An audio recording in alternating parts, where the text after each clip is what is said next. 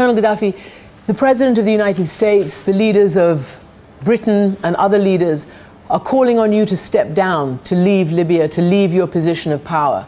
Will you do that?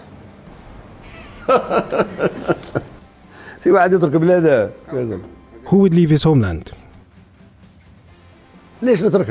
Why do I leave my homeland? Why do I leave Libya? The international community is concerned about stockpiles of mustard gas or other kind of chemical weapons. Would you ever use those? First of all, this problem, we fixed it a while ago with Britain and America. We finished it. Is it even possible for a person to use chemical weapons against his own enemy in this modern age, let alone his own people? Along with two British journalists, I asked him whether he had ordered the Lockerbie bombing, which killed more than 200 Americans more than 2 decades ago, as his former justice minister is now claiming. Gaddafi would not give a direct answer. This is a door to a conversation we are finished with. I am not prepared to walk between graves. Muammar Gaddafi, the leader of Libya, was the single man that terrified the United States, Europe, and their military alliances like NATO. It's because this man had the power to do whatever he wanted with just a single order. It was him who wanted to establish the United States of Africa and an African currency called golden dinar. Doing so would have made the Western world irrelevant and weak, and the West did not want that. Instead of keeping his plans secret, Muammar Gaddafi announced them, creating nightmares for the Western world. Therefore, the West felt it would be necessary to eliminate him as soon as possible. But who Gaddafi really was, and what he said in his famous speeches that got him killed? Let's find that out in this video.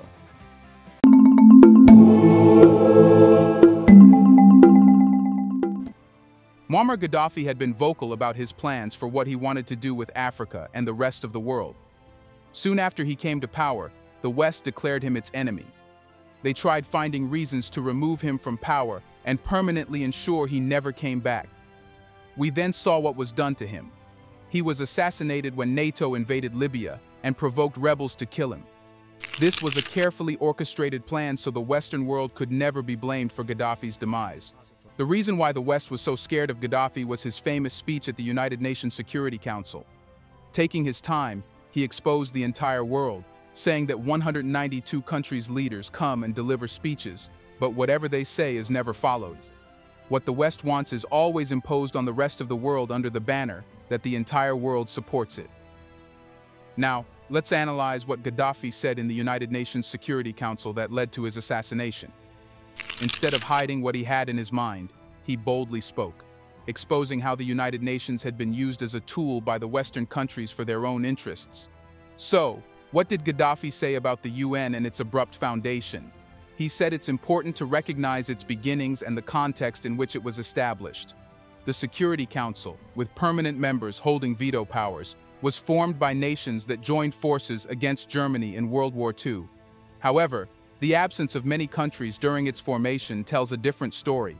Despite the high-minded ideals expressed in the UN Charter's preamble, subsequent provisions and internal rules have often contradicted these principles.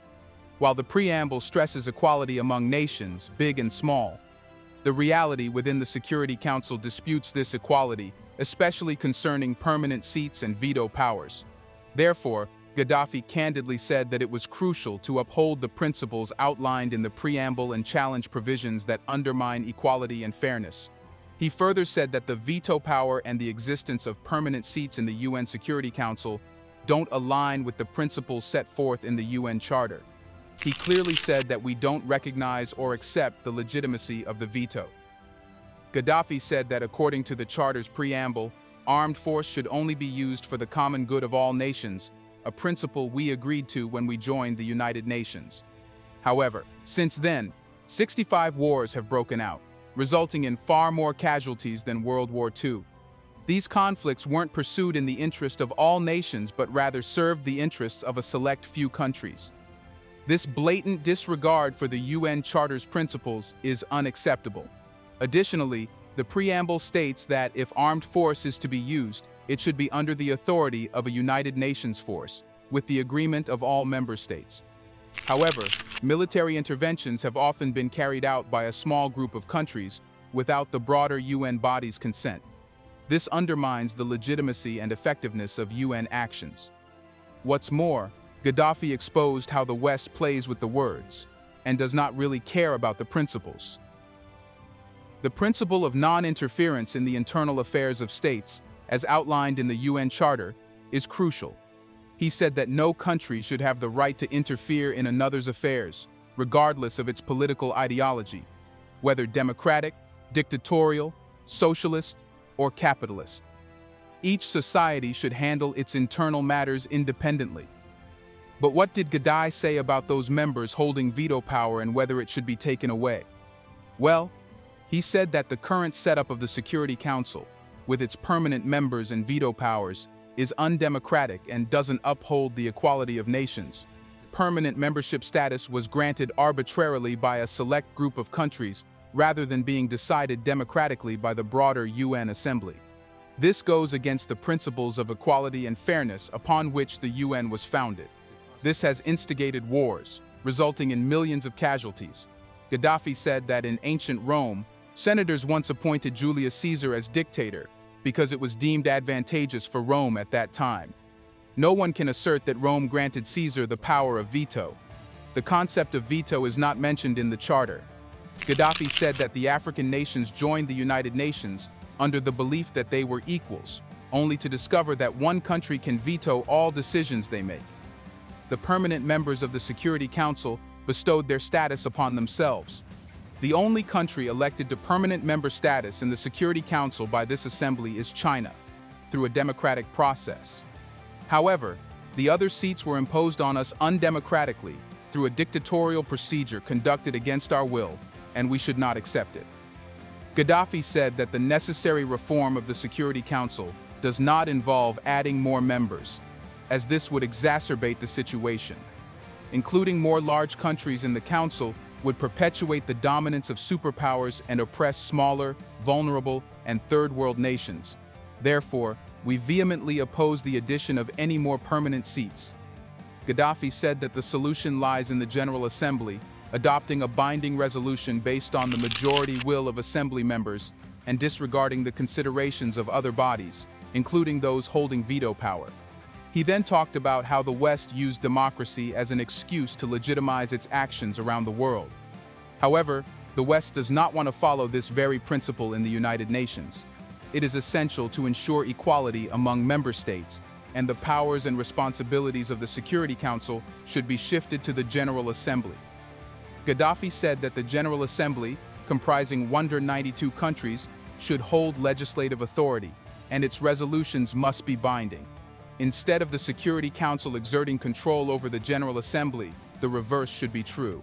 The Security Council should represent all nations, with permanent seats allocated to various unions and regional groups. This means Africa should get a seat at the high table where it can not only discuss its own matters but that of the world as well. This approach ensures equitable representation for all nations, thereby fostering global peace and security. But what did Gaddafi say about reforms in the UN that would weaken the West? Gaddafi said that under the proposed new structure of the General Assembly, the Security Council would transition into an executive body under the jurisdiction of the General Assembly. The General Assembly would wield genuine authority and establish all regulations. This would ensure that all countries are treated equally within the Security Council, mirroring the arrangement in the General Assembly. Gaddafi said that, at present, the composition of the Security Council results in inequality, with some countries possessing veto power and permanent seats, while others do not. This disparity should not be tolerated, nor should any resolutions endorsed by the Security Council in its current form. It is imperative to oppose the injustice and coercion exerted by superpowers exploiting the Security Council to safeguard their interests and intimidate developing nations. Since its establishment in 1945, the Security Council has failed to deliver security and, instead, has propagated terror and sanctions. But this cannot be allowed to continue any longer. But what did Gaddafi say about following UN resolutions focused on the West's interests? Well, Gaddafi made it clear that he is in no mood to comply with Security Council resolutions that perpetuate this cycle of conflict and subjugation. He said that we refuse to yield to their authority or condone their use of the veto power they possess. We are not foolish enough to grant veto privileges to superpowers, allowing them to treat us as inferior nations or outcasts. Gaddafi said that we did not designate these nations as superpowers or respected entities authorized to act on behalf of 192 countries. It is evident that we are disregarding Security Council resolutions because they are applied selectively against use rather than the superpowers with permanent seats and veto authority. These powers never enforce resolutions against themselves. Instead, they target use exclusively, undermining the intended purpose of the United Nations and leading to conflicts, violations of sovereignty, war crimes, and genocides, all in violation of the UN Charter. Gaddafi said that in response to this disillusionment, numerous countries and communities have formed their own regional security councils, such as the African Union, the European Union, and Asian countries. Latin America and the 120 non-aligned nations are set to do the same. The loss of confidence in the UN Security Council, which has failed to ensure security, has spurred the establishment of these alternative bodies. Therefore, Gaddafi said that we are not obligated to adhere to the rules or resolutions of the current UN Security Council, given its undemocratic, dictatorial, and unjust nature. But what did Gaddafi say about the international courts that are today showing he was right? Well, Gaddafi said that there is a lack of regard for the United Nations and the General Assembly, the genuine representative body whose resolutions hold no binding authority. The decisions of the International Court of Justice also exhibit bias, targeting only smaller countries and third-world nations while powerful countries evade accountability. The International Atomic Energy Agency operates in a similar manner, focusing predominantly on smaller nations. So, what did Gaddafi demand for Africa that terrified the West? Gaddafi said that irrespective of UN reform, it is crucial to grant the African continent a permanent seat on the Security Council.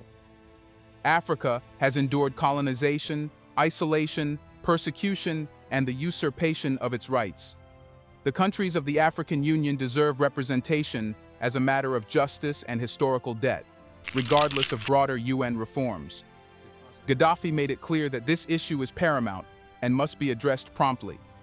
Gaddafi clearly said that we refuse to bow to their control or endorse their use of veto power granted to them. We are not naive enough to give superpowers the authority to treat us as inferior nations or outcasts by granting them veto rights. It's because the world didn't designate these countries as superpowers and respected nations with the mandate to act on behalf of 192 countries. Therefore, who can argue against granting the African Union a permanent seat? Gaddafi asked that he challenge anyone to oppose this proposal. Where's the evidence that the African Union or the African continent isn't deserving of a permanent seat? No one can reasonably dispute this. But what did Gaddafi demand for the colonized countries that made the West nervous? Gaddafi said that the colonizers should pay reparations to colonized countries. This is essential to prevent future colonization, protect the continent's rights, and halt the exploitation of its resources. He asked why Africans, Asians, and Latin Americans were migrating to Europe. It's because their regions were colonized and their resources were plundered. The new generations are rightfully seeking to reclaim what was taken from them. Gaddafi told about an incident where he met 1,000 African migrants en route to Europe. When he questioned them about their destination, they revealed their intent to reclaim their stolen wealth.